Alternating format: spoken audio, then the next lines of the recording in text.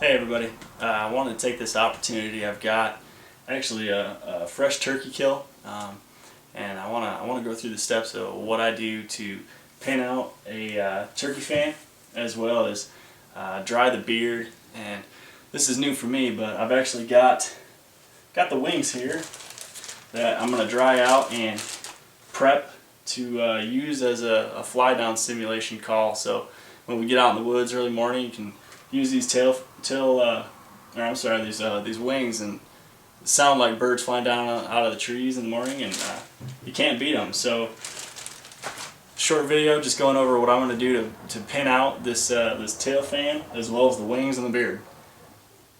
Okay, so first things first, go over the quick just basics of what you're going to need to do this. So just swung by the store and picked up finally some borax, and what this is going to be used for is really to put on the fleshy, meaty parts of your tail fans and your beard. And what that will do is when you pin it down, give it a week or two, and it'll actually dry that out and solidify it, so to make mounting it to the wall much easier.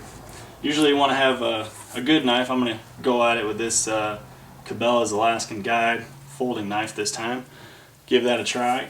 Need something to pin it down, so what I've got here is just a sheet of cardboard. It's actually 2 layers thick, so we'll go through and pin that down, and here's a group of pins. Might need more than that, but that's what we're going to start with. So as you can see, it's just a standard looking pin. I don't know if you can see that or not.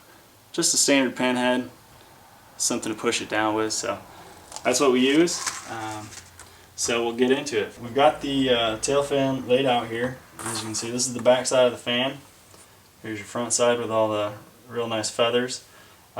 First step you got to do is you got to get the majority of this fleshy meat, all this stuff here, got to get that cut off and thinned down. So first step I usually do is I take the back tail fan here and I get down to this section here. So really what you're going to have is you're going to have a group of feathers off the back, and we're going to take the knife here, we're going to cut right down in here. So actually I'm going to do that right now, just to get in here, and it's going to be a little tricky here because you're going to have to get down into the existing feathers, but what you're going to do is really just cut down like so. You can hear the feathers cutting off here. Luckily my knife is sharp. We're going to cut right down and remove these back tail feathers. So it's looking good now. Really what you want to do is trim off as much of this as possible, and in my experience the more you can trim off the better. So get in here and start peeling some of this meat off. You'll find a piece of bone where the center tail fan, or the tail feather right here, comes down. You'll feel it. It's right in here. Now I know some people will leave it, some people take it out. If you take it out right here in between my fingers here, if you take that out, you'll have a flatter mount. So I'm going to go through the process here and cut that out. I'm going to cut down here and take as much of this meat out as I can. See if I can't get rid of that bone. As you can see, when I push down, when I come into it, it spreads it out. That's kind of the base of the tail fan. As you can see here, I've cut down in here. I can actually come in and finish cutting right through there, like so. And on your other side,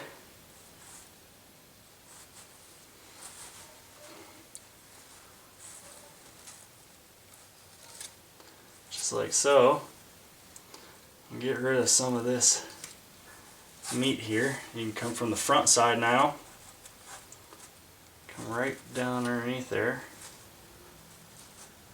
As you can see, it's almost like the tailbone of the turkey here starting to come out. Just cutting that out slowly, coming down. Now really we've got that tailbone piece. You might have to grab a pair of pliers here, remove that, but come down in here and remove this piece. As you can see, it turns as this bone turns up in there. It's making the feathers move. That's the piece you got to get rid of to do this mount properly. Really, you got to be careful not to cut it in half, but you do want to remove as much meat as you can. Now you can see that we do have quite a bit of extra feathers here on the front of this. And you can actually peel that back and still be left with a pretty bird, mount here. But I'm going to try to keep as many of these as we can this time, as it is a Merriam. It's a very pretty bird. There's a lot of extra meat right there, so we might have to cut that off and put it on separately. I mean, you know what? I think I probably will do that.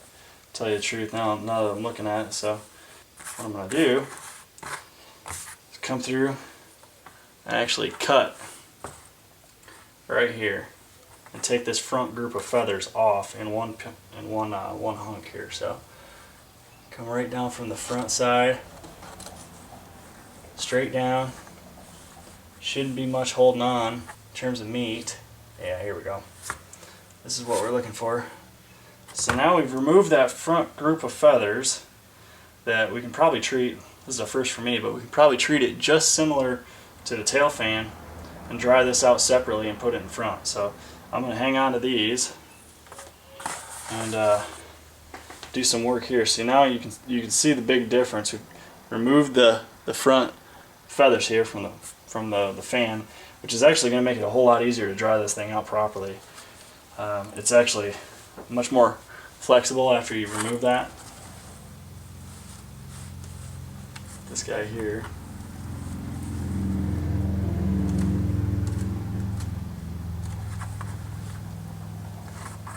Thinking I could probably twist this off. Yep, there it goes. If you twist, go ahead and break that free.